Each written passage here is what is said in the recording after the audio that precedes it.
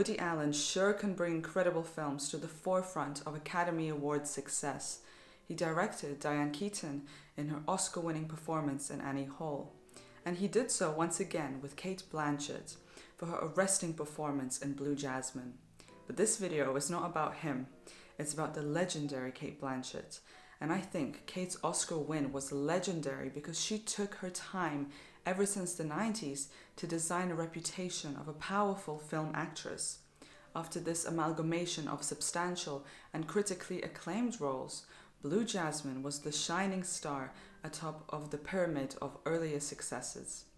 After breaking into film acting in 1996, Cate would get her first Best Actress Oscar nom in only 3 years, in 1999, for her role as Queen Elizabeth I in Shekhar Kapoor's Elizabeth.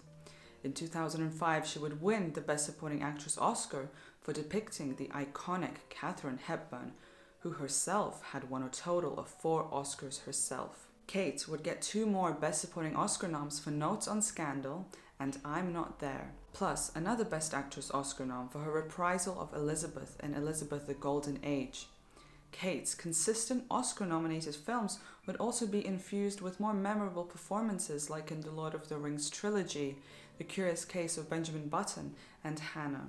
In 2013, Cate starred in Blue Jasmine, written and directed by Woody Allen. Blue Jasmine, upon further investigation, is rather reminiscent of an earlier drama, A Streetcar Named Desire. Really, a woman entering a new, unfamiliar and rather uncomfortable environment with uncomfortable situations with people while slowly submerging into a dark mental state sounds like a timeless story. And Woody Allen's modern take is even more thought-provoking as it applies to modern relationships and modern society. The film is meaningful through and through, even down to the choice of names of the characters. Cate Blanchett as Jasmine, symbolic of modesty, sensuality, purity that the character effortlessly represents, but also love and motherhood, 2 aspects that she does not truly get to experience properly. The lack of these 2 important aspects bring her a lot of pain. Furthermore, the quality of the secondary antagonistic characters in this film, like Hal, played by Alec Baldwin, Jasmine's crook of a husband, perfectly reminds us of the antagonistic HAL 9000 from 2001 Space Odyssey. His secretive and sleazy ways ultimately ruin Jasmine's hypergamous and lavish lifestyle.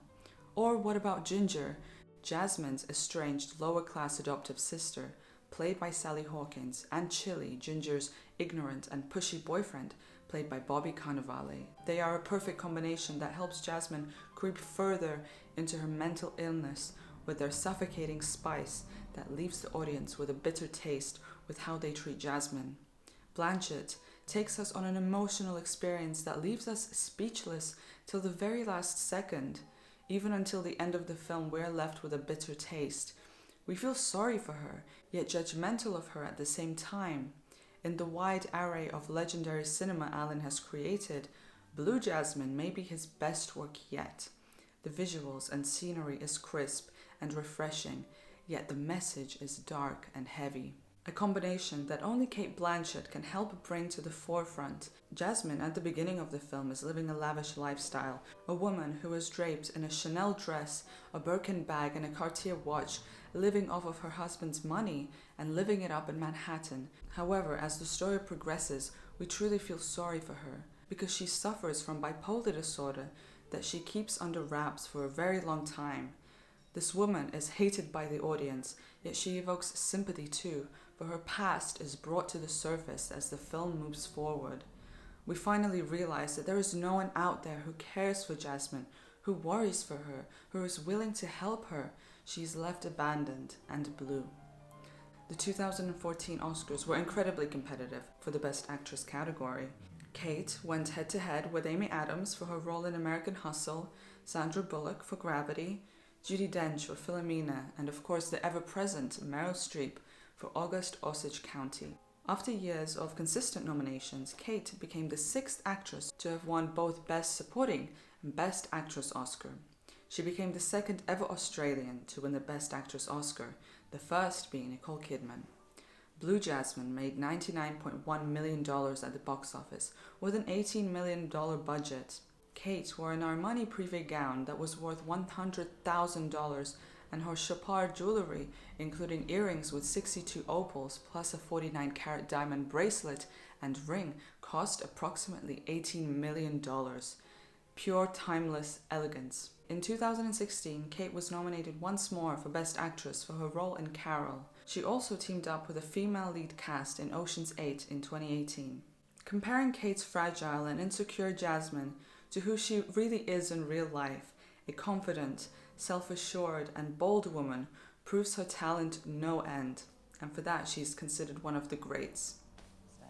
And certainly I don't think I could have attacked Blue Jasmine in the way that I did if I hadn't played Blanche Dubois for the length of time. Even, not that we ever discussed Streetcar, and you couldn't possibly overlay one story onto the other. There are so many similarities in the characters. But there was something about living with that set of concerns that it was in my sort of part of my DNA, because there is there's a residue of each character that stays with you. I mean, I think it's a compassionate.